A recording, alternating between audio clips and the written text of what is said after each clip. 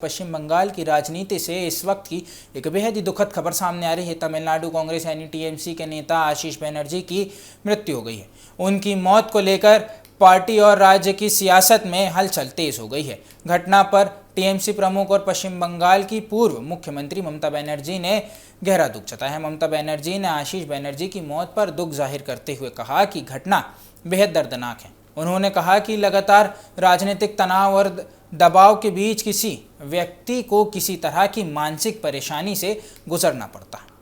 इस पर समाज को गंभीरता से सोचना बेहद ज़रूरी है। ममता ने राजनीतिक विरोध को लेकर भी सवाल उठाए हैं और कहा है कि राजनीति में दुश्मनी को और लगातार दबाव का असर लोगों की जिंदगी पर पड़ सकता है। दरअसल आशीष बनर्जी टीएमसी से जुड़े वरिष्ठ नेताओं में शामिल थे। उनकी मौत के बाद पार्टी के नेताओं और कार्यकर्ताओं के बीच शोक का माहौल है। इस घटना को लेकर राजनीतिक बयानबाजी भी तेज हो गई है।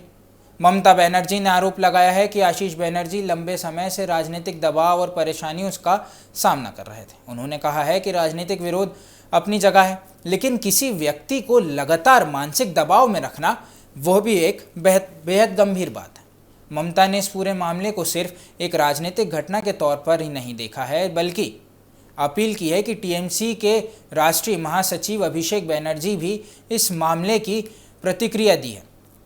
उन्होंने आरोप लगाया है कि आशीष बनर्जी को बदनाम करने के लिए एक अभियान चलाया गया था। हालांकि इन आरोपों पर बीजेपी की ओर से भी प्रतिक्रिया सामने आने की उम्मीद है। वहीं इस घटना को लेकर पश्चिम बंगाल की राजनीति में एक बार फिर टीएमसी और बीजेपी के बीच टकराव देखने का असर है। अब राज्य में पहले से ही दोनों दलों के बीच राजनीतिक तनाव बहुत ज़्यादा है। ऐसे में आशीष बनर्जी की मौत ने इस तनाव को और बढ़ा दिया है। मुख्यमंत्री ममता बनर्जी ने कहा है कि इस घटना से सभी को सीख लेने की ज़रूरत है। उन्होंने राजनीतिक विरोध के बावजूद इंसानियत और संवेदनशीलता बनाए रखने की बात कही। उनका कहना है कि लगातार और दुश्मनी और दबाव का खामियाजा किसी इंसान की अपनी ज़िंदगी से नहीं चुकाना चाहिए। फिलहाल आशीष बनर्जी की मौत को लेकर कई सवाल भी उठ रहे हैं।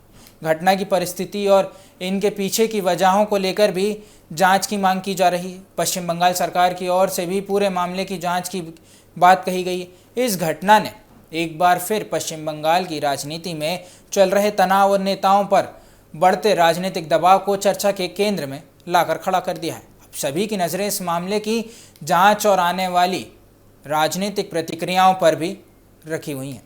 अब वहीं ममता बनर्जी का कहना है, अब वैसे तो इनकी मृत्यु आत्महत्या की वजह से हुई है, लेकिन फिर भी ममता बनर्जी का यही कहना है कि अगर राजनीतिक विवाद है, किसी का राजनीतिक तनाव अगर है, तो उसको अपनी ज़िंदगी से नहीं चुकाना चाहिए था। उन्हें कोई सॉल्यूशन निकालना था, उन्हें किसी तरह का या किसी बातचीत के तौर पर उन्हें अपनी समस्याओं को सुलझाना था। उन्हें अपने नेताओं को, अपने साथियों को यह बातचीत रखनी थी। उनको कहना था, बताना था कि उन्हें क्या समस्या है, किस तरीके से वो परेशान है या किसी वजह से वह बेहद गंभीर तनाव में है, लेकिन उन्हें अपनी जान से इस बात को ख़त्म नहीं करना था।